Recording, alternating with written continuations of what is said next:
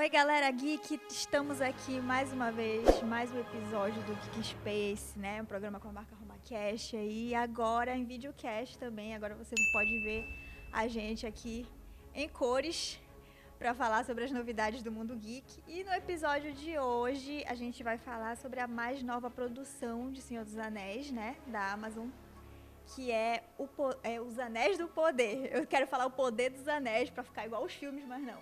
É Os Anéis do Poder. E para falar sobre esse tema, temos aqui um fã super da saga do Senhor dos Anéis, que é o Thiago Costa. Ele é escritor e editor literário. Bem-vindo, Thiago. Eu que agradeço o convite. Alô, pessoal, tudo bom? Thiago, é assim, primeiro eu quero saber da tua história com a saga aí do Tolkien, de Senhor dos Anéis. Quero saber como foi que começou, como foi que tu entrou mesmo assim nesse mundo. Ixi, isso faz tempo, né? Eu morava em Breves, né, que é uma cidade na Ilha do Marajó, e lá tinha uma biblioteca pública, onde você poderia emprestar livros e afins. E eu conheci o Hobbit por lá. Isso era novo, 13, 14 anos por aí. E foi quando eu tive o primeiro contato com a obra do Tolkien. Aí depois foi Senhor dos Anéis, inclusive com a chegada do Senhor dos Anéis no cinema, eu quis ler os livros antes e tal, até peguei spoiler no filme, porque quem já leu A Sociedade do Anel sabe que o Boromir morre nas duas torres, não na Sociedade do Anel, então isso foi um choque na época. E o Silmarillion veio depois, o Silmarillion já veio mais quando eu já estava numa época mais madura da vida, lá pelos 18 anos e tal. E assim foi só se construindo, foi lendo e consumindo mais material do legendário do Tolkien. Ai, maravilhoso. Eu infelizmente ainda não tive a oportunidade de ler os livros, mas eu já vi vários trechos, assim, e me encanta na obra o world building que a gente fala, né? Que é a construção do mundo mesmo, assim, com todos os detalhes. Tem gente que acha chato, né? Tem gente que acha, nossa, tá levando voltas para falar uma coisa, não tá enfeitando muito o texto, não sei o quê. Mas eu acho que eu particularmente gosto disso e eu acho que ajuda tu ter essa imersão mesmo na história, né? De tu ter, nossa, a pessoa pensou em todos os detalhes ali, tudo faz sentido, tu fica dentro da história mesmo. Então eu gosto muito disso. Só que eu fico procurando os livros em inglês, que eu quero ver Origination, assim, e aí nunca consigo comprar. Mas é maravilhoso, né? Nossa. E os filmes também. Olha, tá aí tu falou uma coisa que eu já não sabia, porque como eu não li os livros, eu não sabia que dava pra pegar o spoiler aí pra quem Sim, leu. dá para pegar spoiler. Se você nunca viu os filmes e tal, como eu fiz, né? Eu primeiro li A Sociedade do Anel, falei, tá, vou ler A Sociedade do Anel, eu assisto o filme. Aí quando for lançar as duas torres, eu leio as duas torres. Aí eu li o livro, fui ver o filme. Aí tem a morte do Boromir, eu falei, isso daí não tem. Isso é uma curiosidade aí, olha, gente, pra quem tem essa mesma curiosidade aqui, porque a gente sempre vê agora, né, tem várias adaptações de várias obras, de livros, de quadrinhos, pros filmes e tal. E aí, eu acho que essa discussão se teve na época, ainda não fazia parte, então eu queria saber se tu acha legais as adaptações.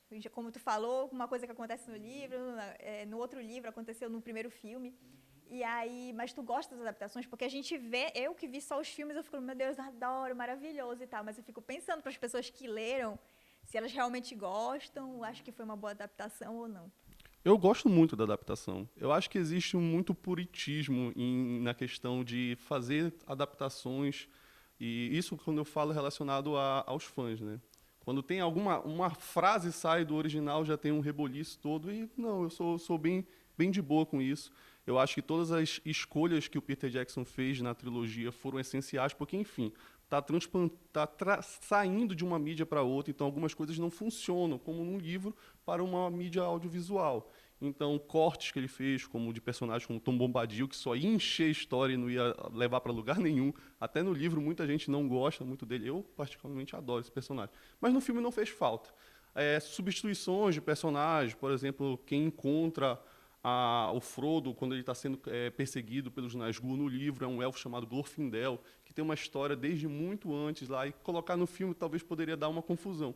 Aí inseriram a Arwen ali, sem problema nenhum. Então, todas essas construções são para elevar o nível dramático da obra, né? Então, não é algo que vai, meu Deus, vai macular a obra do autor e coisas do tipo. Então, eu gosto muito das adaptações. Até o Hobbit, as adaptações do Hobbit eu acho divertido, apesar delas serem muito mais terem muito mais liberdades do que o Senhor dos Anéis teve. Afinal, são 3 filmes baseados num livro, então as coisas podem desandar um pouco. É uma das coisas que as pessoas falam também de Senhor dos Anéis, né? Que é justamente por causa do world building e tal, e falam dos filmes também, que demora muito, enfim, eram 2 fitas cassete, cada livro. Quem é do tempo da fita cassete eram 2 fitas. E aí, e como tu falou, tem coisas que eles já cortaram e tal, né? Então já foi dado uma enxugada, assim, sabe? Mas eu acho que Senhor dos Anéis é isso, né? Não dá pra cortar, não dá pra... Tu vai ali pra ter aquela experiência e é isso, tu tá ali pela jornada, né? Sim, sim. Sem contar que tipo, ainda tem a versão estendida dos filmes, então ainda tem mais 30 minutos de cada filme, mais ou menos, com mais uma extensão da história. Então, são escolhas, né? Uma adaptação cinematográfica é quase como uma tradução, né? É um processo de escolhas. Sempre vai se perder do material base, né? Não tem como ser igual. Até porque, se for igual, você lê o livro, você não vê o filme. Então, sempre tem essa construção, que deixa mais interessante ainda. Eu sou a favor de que quanto mais diferente for, melhor, porque eu já li o original. Eu quero ver outras visões. Eu sou assim, então, eu sou assim mais ou menos, não posso falar que eu concordo completamente, porque quando eu tenho uma adaptação de uma coisa que eu gosto, eu quero ver igual, mas eu não sou rígida no sentido de, nossa, tem que ser igual como é. Eu acho que se manter a base ali do que tinha que ser, tudo bem, porque a gente sabe que do livro para as telonas é uma coisa diferente. Não pode ser literalmente, né? Até porque, às vezes, não dá certo. Vai ficar chato, vai ficar... Enfim, coisas que quando tu tá lendo ali na tua casa é maravilhoso, mas quando tu vai assistir, tu fica assim... O filme Duna, do David Lynch, é um exemplo cabal de que você não deve adaptar literalmente uma obra para uma outra mídia. Porque no livro do Frank Herbert tem muitas divagações, muitas introspecções dos personagens. E o Lynch quis colocar isso no filme. Às vezes a cena está a cara de um personagem, a gente ouvindo o pensamento dele. É um negócio que funciona no livro, porque, enfim, você está envolvido naquela dinâmica, naquela narrativa, e você está ouvindo os pensamentos do personagem, mas no filme não fica legal, né? Não fica algo dinâmico. Dá aquela quebrada, né? Ele fala, gente, pra que tu vai aí? Não, depois, né? E também é uma coisa que vai da interpretação dos atores, né? Ele transmitiu o que o personagem estava pensando, sem falar pra gente literalmente o que ele está pensando, né? É uma coisa que deixa também na tua imaginação, né? E na interpretação, né? Do que botar tudo óbvio na tua cara ali, que não tu tá vendo o filme pra criança, né? Não tem como. Mas aí, agora vamos entrar, como dizia o meu antigo professor, depois dessa breve introdução, na nova série, na nova produção, né?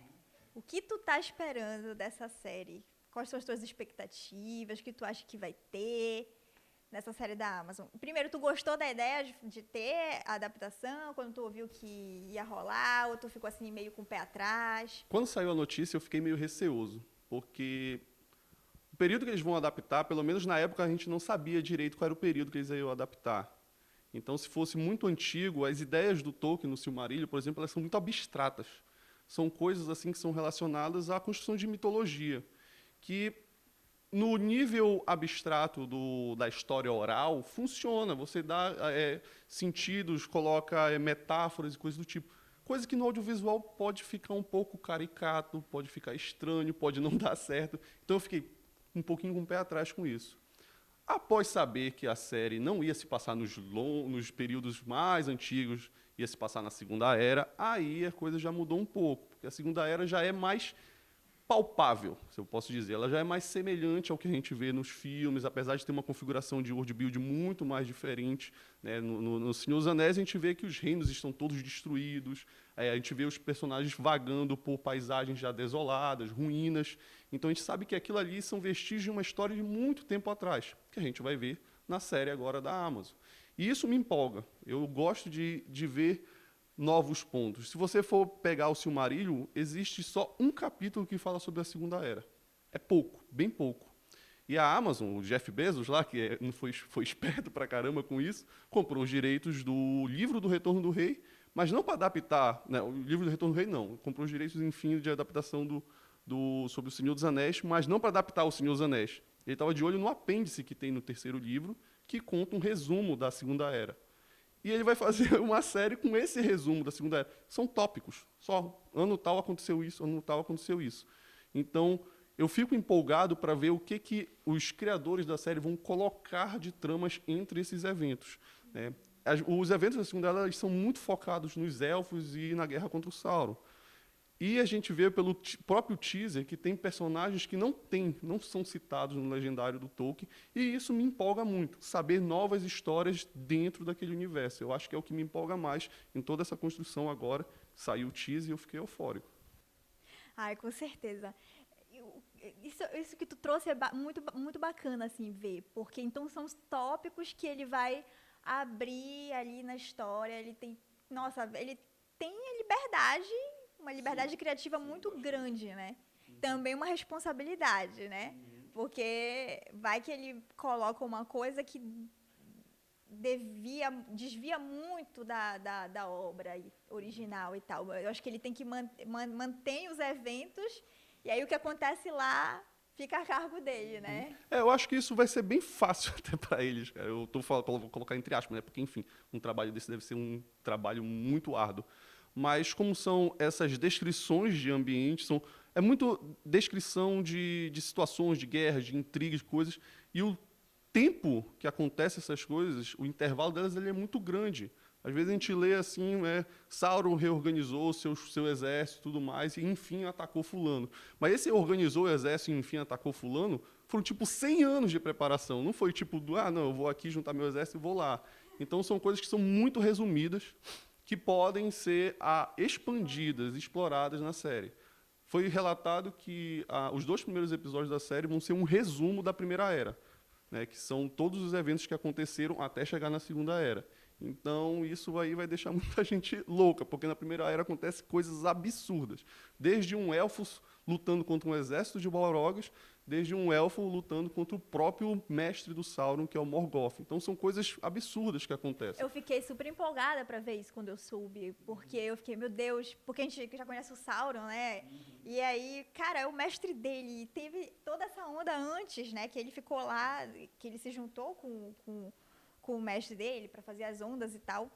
Mas aí eu fiquei, cara, imagina a gente ver o que aconteceu antes disso e tal. E eu fiquei muito empolgada para ver o próprio Sauron, né? Sim. Porque a gente vê ele como aquela entidade ali e tal. Ele vai estar bonitão nessa série. E agora a gente vai ver ele no passado, né? Uma coisa bem Darth Vader, né? Ele vai estar bem bonitão. O próprio nome da série já diz, né? O Anéis do Poder, os Anéis do Poder. Então a história vai focar na forja dos anéis, né? Nos 20 anéis, né? Contando com o anel que o Sauron fez. Nessa época, o Sauron se disfarçou com uma imagem de um elfo chamado Anatar, o Senhor dos Presentes, para tentar se infiltrar no reino dos elfos, para assim conseguir manipular eles e assim corrompê-los. Porque corromper o humano era fácil demais. Os homens têm um coração já mais apto para a corrupção. Mas os elfos eram um trabalho a mais para o Sauron. Então, por isso ele adentrou um dos reinos, que era Eregion, e conversou com um dos elfos de lá, que é o Celebrimbor, que era um ótimo forjador, ensinou ele a forjar, né? Ensinou eles o ofício, não ensinou a forjar, porque eles já forjavam, mas o ofício de forjar os anéis. E nisso eles forjaram 16 anéis. E o Celebrimbor forjou 3, só com eles, sem o toque do Sauron, que são os 3 anéis dos elfos. E por causa da forjadura desses anéis e todo esse poder que o Sauron colocou, ele quis reivindicá-los, porque assim ele poderia controlar qualquer um que pudesse vesti-los, né, pudesse colocá-los. E aí teve uma grande guerra, que é conhecida como a Guerra dos Elfos e do Sauron, que provavelmente vai ser uma das bases da série. Então, se preparem para momentos assim épicos de batalha que vai acontecer. Eu espero que tenha muito, né? Porque a gente vê nos filmes e fica... E é uma das coisas mais empolgantes, né, de Senhor dos Anéis. E eu sou suspeita para falar porque eu amo os elfos. E como eu sei que tem várias pessoas que os elfos são muito populares, né? Sim, sim. E são polêmicos, eu só posso dizer, no Silmarillion, os elfos eles são muito polêmicos em comparação ao Senhor dos Anéis, né? Atitudes morais, éticas, enfim, as coisas que acontecem entre eles, jogos de poder, intrigas palacianas, tudo estão relacionados a eles, então tem uma profundidade muito maior de background para eles, né? Assim como para os humanos, né? Que estão nesse período da série eles estão num apogeu muito grande, porque existe uma ilha que é chamada de Númenor, né, que é a ilha que é meio que o paralelo que o Tolkien fez à Atlântida. E é onde os humanos têm uma civilização avançada. Vocês viram o teaser, a primeira cena do teaser mostrando essa ilha, esse reino, que é Númenor, que foi fundada pelo irmão do Elrond, o Elros, e que vai adiante uma linhagem de reis e senhores dos homens. O Aragorn descende desses caras. Então é algo muito grandioso de ver esses dois povos ali em momentos tão grandiosos da vida deles e que a gente sabe que, infelizmente, eles vão cair, eles vão tombar por causa de toda a guerra que acontece com Sauron. Quando você vê o primeiro filme, A Sociedade do Anel, a introdução a Galadriel diz que o Sauron está pronto para mergulhar a Terra-média em uma segunda era de escuridão, porque a primeira era de escuridão foi na Segunda Era, quando ele lutou contra os elfos e foi rechaçado pelos humanos. Então, é muita coisa. Eras. E quando tu mencionou aí o Elrond, né? E aí é uma das coisas que as pessoas estão mais empolgadas também que apareceu, né? Já saiu fotos saiu o teaser, as fotos que é a Galadriel. Sogra do Elrond, só para lembrar. Não pode, não dá nem para chipar, gente. E ele, né? Então é isso que eu ia te perguntar. Eles estão inseridos, eles aparecem nesse resumo da história ou tu sabe que eles estão lá porque eles estavam vivos na época e a gente sabe que eles vão estar na história, ou eles são mencionados nessa parte? Eles são inseridos, sim, e possuem papéis muito importantes na história, né? Tanto Galadriel, o Elrond, o próprio Gil-galad, que a gente vê pouquíssimo dele. Para quem vê os filmes, né? Eu acho que eu estou falando mais, porque eu acho que grande parte das pessoas viram mais os filmes do que leram os livros, né? Então, na introdução da Sociedade do Anel, o Gil-galad aparece rápido lá, com uma lança lá, fincando e matando o cara lá, um dos orcs. Ele era um grande rei da época, foi o último rei dos Noldor, que era uma dos clãs de elfos que existiam. E ele, o Elrond, que se torna um braço direito dele, a Galadriel, que está em outro reino também, eles estão todos ali envolvidos em todas essas artimanhas que vão acontecer. Eles vão ficar com os anéis dos elfos, né? A Galadriel fica com o Gil-galad, fica com um que depois ele dá para o Elrond. E o Kindar, que é um outro elfo que ajuda o Gil-galad, fica com outro anel. E, por sinal, o Kindar dá o anel dele, sem trocadilhos, para o Gandalf, né? Se você vê no filme e no livro também você vê o Gandalf usando um anel. E esse anel ele tem um poder importante. Ele é o anel do fogo. Ele é conhecido por dar coragem para as pessoas, para os outros povos, incitar no coração deles a bravura. Então, por isso aquele ar sábio do Gandalf, ele sempre está utilizando essa energia desse anel para poder ajudar aquelas pessoas ali a se unirem contra um grande mal. Nossa, quando tu falou isso é muito verdade, né? Porque ele tá sempre ali, não, galera, a gente vai lá, a gente vai fazer, a gente vai acontecer. Ele mesmo, né, entrando em tudo quanto é situação, etc. A gente fala, nossa, esse homem não tem medo. Sim, ele é muito... Infelizmente, talvez a gente não veja ele na série, né, o Gandalf, porque ele só chega na Terceira Era. Eu não sei como é que eles vão adaptar isso, se eles vão querer trazer os... Só para fazer um fanservice, se eles vão trazer os magos chegando no final da Segunda Era, mas, canonicamente, eu vou dizer assim, indo em direção aos livros, os Stares só chegaram na Terceira Era.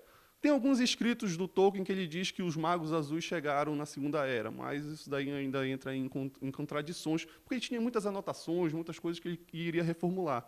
Isso é importante até do fã saber que os únicos trabalhos realmente definitivos do Tolkien são o Hobbit e o Senhor dos Anéis, que são trabalhos que ele publicou com versões finais.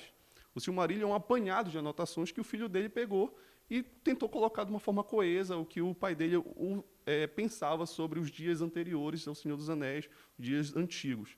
Então, com certeza, muito daquilo ali talvez ele remodelasse. Tanto que o Silmarillion ele é muito descritivo, digamos que ele tem pouco recheio. E não me entendam mal, o recheio que eu estou dizendo é que não tem uma parte narrativa muito grande, como a gente vê em Senhor dos Anéis, e até mesmo no Hobbit, que até de uma forma mais simples dele, ele tem uma estrutura narrativa bem coesa.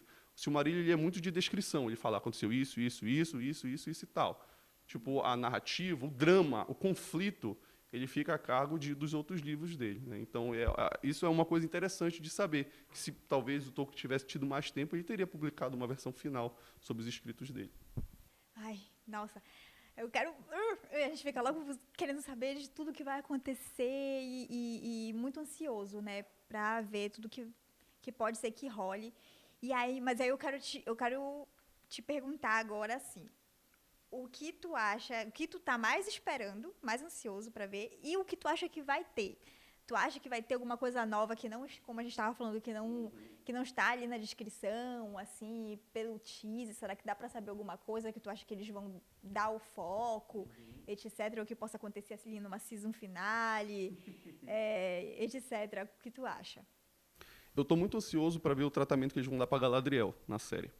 A Galadriel, na descrição da série, ela é colocada como a comandante dos exércitos dos Noldor, né? Então ela tá em uma época mais jovem dela. Eu falo mais jovem para Galadriel é até sacanagem, porque ela é mais velha que a Lua, literalmente, no universo do Tolkien. Então, é uma posição que a gente não vê muito isso nos livros, né? Ela já, principalmente o Senhor dos Anéis, ela já está em quase um patamar divino. A gente vê ela, uma versão dela bem etérea, assim, isso, exatamente. Nossa, um anjo ali. A gente não, quando a gente eu pelo menos vi o teaser, as imagens dela com armadura, assim. Sim. Já tem aquele choque, né? Assim, porque ela é tão tranquila, tão... E ela tá... A gente sabe que pela descrição porque, enfim, saiu o teaser e saiu uma descrição grandiosa sobre o que os eventos vão acontecer. E a Galadriel, ela tá receosa, porque eles acabaram de sair de uma grande batalha que foi a Guerra da Ira, que foi para derrotar o mestre do Sauron. E ela ainda tem esse medo, não sei se o medo, mas ela tem um receio de que ele pode voltar, ou as forças das trevas que maculavam aquela terra possam voltar. Então, ela está inserida nesse momento com desconfiança. E eu quero ver como é que eles vão trabalhar essa Galadriel comandante de exército, ali, usando guerreira, espada. E isso me empolgou bastante em ver no teaser. E até porque ela perdeu um irmão dela. Muitos dos irmãos dela morreram em batalhas anteriores. Então, isso talvez pese muito para um conflito pessoal da personagem.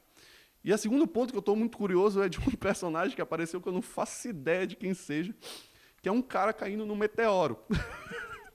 Aquilo apareceu, eu fiquei, meu Deus, o que os caras estão querendo fazer com isso? E abre muitas possibilidades. Abre margem para muita coisa. A gente sabe por alto nos livros que muitos espíritos desceram, né, muitos espíritos que vivem acima, além da Terra-média, desceram para a Terra-média. Mas o que é? Será que é isso? Será que é outra coisa? Então a gente fica curioso com isso.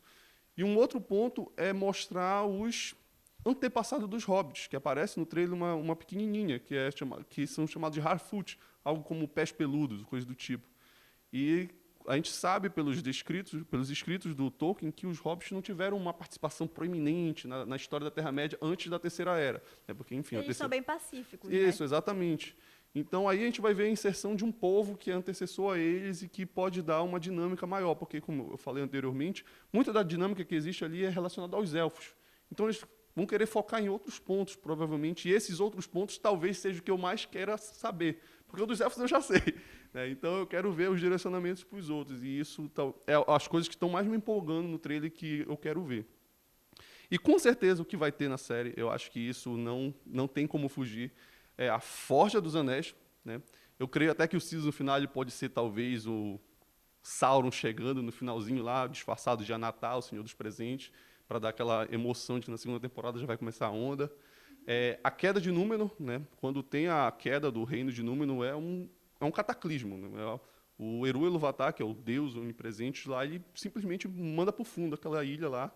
E, curiosidade, a Terra era plana na época, e quando acontece isso, ela vira redonda. Então... Olha aí, terraplanistas. Terraplanistas ficaram agora eufóricos. Uma nova teoria. Então, são dois eventos grandes que vão acontecer. Né? Então, a queda de Númenor está diretamente relacionada a todas as manipulações que o Sauron faz. Porque, enfim, o Sauron, ele vai para Númenor e ele corrompe todo mundo lá. Até um culto para Morgoth ele monta lá com sacrifícios humanos e tudo. Então, é algo que realmente O pode... pequeno tem uma lábia, né? Ele tem uma lábia, assim, é um senhor das mentiras, né? Então, e isso é sempre pontuado nos escritos do Tolkien. Tanto ele quanto Porque o mestre dele. ele meio que é uma alegoria mesmo a Lúcifer, né? Sim, pode-se ter essa alegoria, assim, pode-se ter esse comparativo, de certo Ele modo. cai, ele vai trair a galera e tal, e o Senhor das Mentiras, etc. E isso também é uma coisa que empolga pra ver, como tu falou, porque ele vai estar bonitão lá e tal. Tá bonitão. E tu acha vai surgir agora, até mesmo com os fãs novos que vão assistir a série, né? Que não viram os filmes ainda, etc. Que a gente sabe que o público está sempre se renovando, né? Sim, com certeza. E tem muita gente que vai ver agora primeiro a série, né? E o que talvez seja um bom ponto para começar cronologicamente, porque vai se Possível. passar antes também, né? Então muita gente vai começar aí na saga do Senhor dos Anéis por essa série. E aí tu acha que vai ter assim um shift, que a gente fala assim, uma mudança na cultura ali dos fãs também, com esses fãs novos, que vão simpatizar justamente por ele ter provavelmente o personagem ter um carisma que a gente não vê nos filmes, né? Sim, Porque nos filmes ele tá com uma forma já que ele perdeu o corpo físico dele, né? Então só existe uma ideia. até mesmo a Galadriel, né? Porque, como eu te falei, nos filmes ela tem aquela aura assim angelical, sábia assim e tal.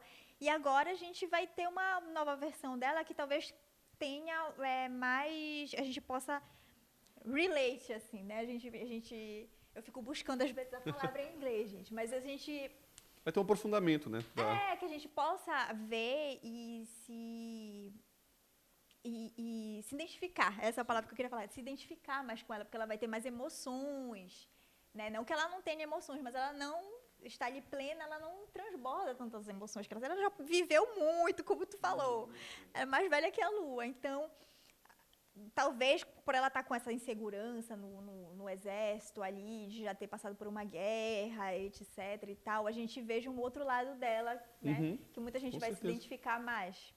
Tu acha que vai ter essa... Com certeza vai ter. Já tá tendo, na verdade, né? Quando saiu o trailer, é até triste falar isso, mas existe muito de uma ala conservadora de fãs das obras do Tolkien. E quando eu falo conservador, é aquele fã reacionário mesmo, que é racista e caramba quatro, que aponta o dedo e já fala, tem elfo negro aí, já maculou a obra sagrada do Tolkien. Tipo, pô, qual é? Não é assim também, né?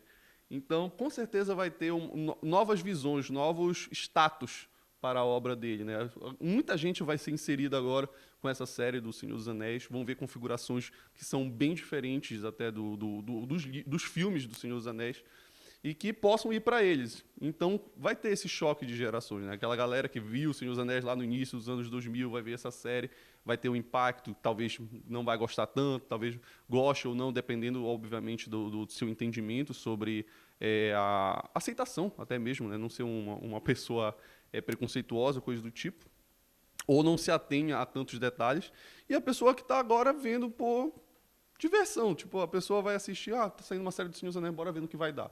E a pessoa vai se identificar com os personagens e tudo mais. E é complicado, até, é engraçado, na verdade.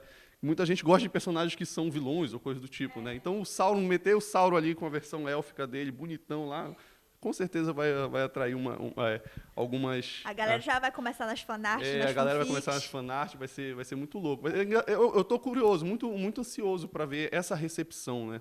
Eu acho que quando a obra do Tolkien fica em voga, ela sempre gera muitos debates interessantes, de todos os níveis possíveis. E vindo uma galera nova, com um pensamento atual, para debater sobre essas coisas, eu acho que é muito fundamental para que a obra continue viva, né? Não ficando só lá para aquela galera que viu lá atrás. Sim, né? Isso que é o bacana, né?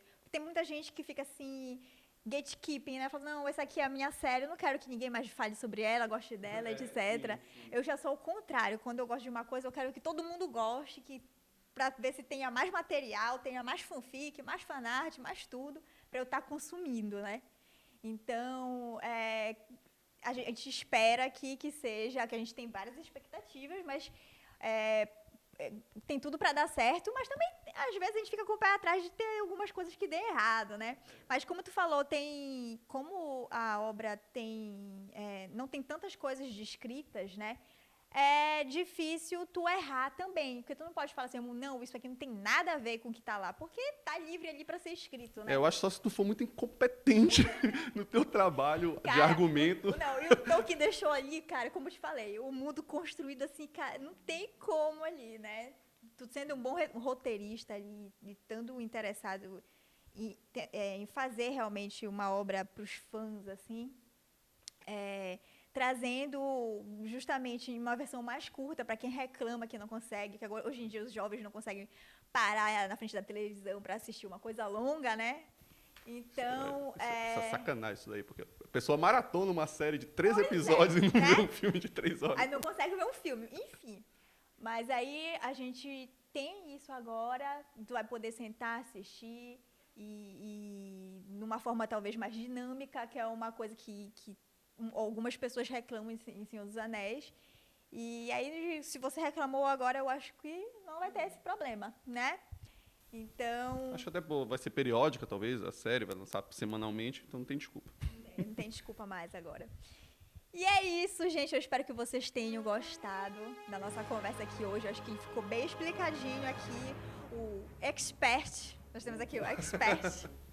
Ficou bem explicadinho o que vocês podem esperar da série e o material base que ela é baseada, etc e tal. Então a gente tá aqui bem ansioso. Bastante. E é isso, gente. E a gente espera vocês no próximo podcast. Obrigada. Eu que agradeço. Valeuzão, gente. Agradeço demais que tu veio aqui acrescentar o conhecimento pra gente. E é isso, espero que vocês tenham gostado e vamos ficar aí esperando a série, né? Bora ver o que vocês acham. Vocês estão ansiosos? Podem falar pra gente. Beijos e até a próxima. Até mais. Shall not pass!